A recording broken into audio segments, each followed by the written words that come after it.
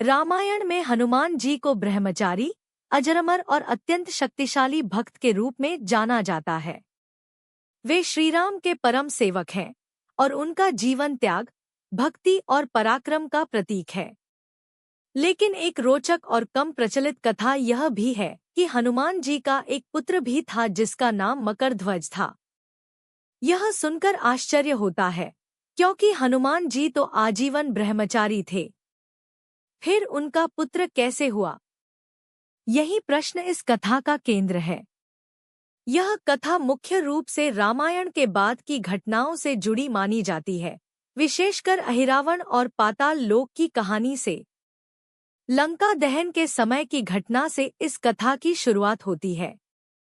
जब हनुमान माता सीता की खोज करते हुए लंका पहुंचे, तब उन्होंने रावण के दरबार में जाकर अपना परिचय दिया।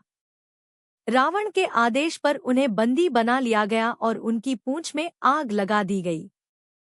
परंतु हनुमान जी ने उस आग को अपने पराक्रम का साधन बना लिया और पूरी लंका को जला डाला। यह दृश्य अत्यंत भयानक और अद्भुत था। हर ओर आग की लपटें थीं और रावण की स्वर्ण नगरी जल रही थी।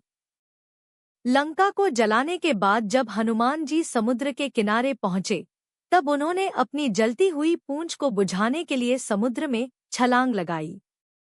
जब वे समुद्र में उतरे, तो उनके शरीर से पसीना निकला और अत्यधिक गर्मी के कारण उनके शरीर से एक पसीने की बूंद समुद्र में गिर गई। यह साधारण बूंद नहीं थी, बल्कि उसमें दिव्य शक्ति समाहित थी, क्योंकि हनुमान जी स्वयं भगवान शिव के अंश माने जाते हैं। उसी समय समुद्र में एक मछली, जिसे कुछ ग्रंथों में मकर कहा गया है, ने उस पसीने की बूंद को निगल लिया। वह मछली गर्भवती हो गई। कुछ समय बाद उस मछली को पाताल लोक के एक राक्षस ने पकड़ लिया और जब उसका पेट चीर कर देखा गया, तो उसमें से एक बालक निकला। यह बालक अत्यंत तेजस्वी, बलवान और अद्भुत था। उस बालक का नाम रखा गया मकरध्वज, क्योंकि उसका जन्म मकर, मछली, के द्वारा हुआ था।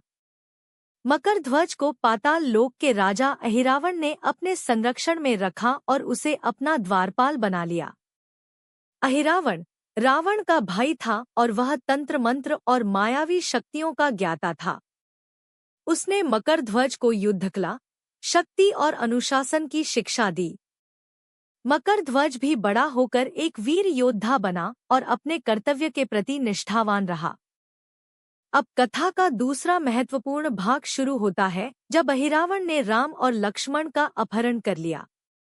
रावण, जो कि श्रीराम से युद्ध में हारता जा रहा था, उसने अपने भाई अहिरावण को सहायता के लिए बुलाया। अहिरावण ने अपनी मायावी शक्ति से राम और लक्ष्मण को सोते समय उठा लिया और उन्हें पाताल लोक ले गया ताकि उनकी बलि देकर वह अपनी शक्ति बढ़ा सके।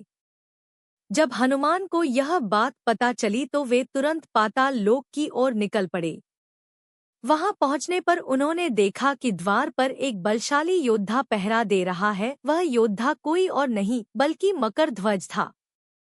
हनुमान जी ने उससे अंदर जाने का मार्ग मांगा, लेकिन मकरध्वज ने उन्हें रोक दिया। उसने कहा कि बिना अनुमति कोई भी अंदर नहीं जा सकता।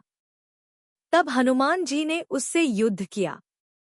यह युद्ध अत्यंत भीषण था, क्योंकि दोनों ही अत्यंत शक्तिशाली थे। मकरध्वज ने हनुमान जी को कड़ी टक्कर दी। युद्ध के दौरान हनुमान जी को आश्चर्य हुआ कि यह योद्धा इतना शक्तिशाली कैसे है। तब उन्होंने उससे उसका परिचय पूछा। मकरध्वज ने कहा, मैं हनुमान जी का पुत्र हूँ। यह सुनकर हनुमान जी चकित रह गए। उन्होंने कहा, मैं तो ब्रह्मचारी हूँ, फिर तुम मेरे पुत्र कैसे हो सकते हो? तब मकरध्वज ने अपने जन्म की पूरी कथा सुनाई, कैसे एक मछली ने उनके पसीने की बूंद को निगल लिया और उससे उनका जन्म हुआ। यह सुनकर हनुमान जी को सच्चाई का ज्ञान हुआ और उन्होंने उसे अपना पुत्र स्वीकार किया।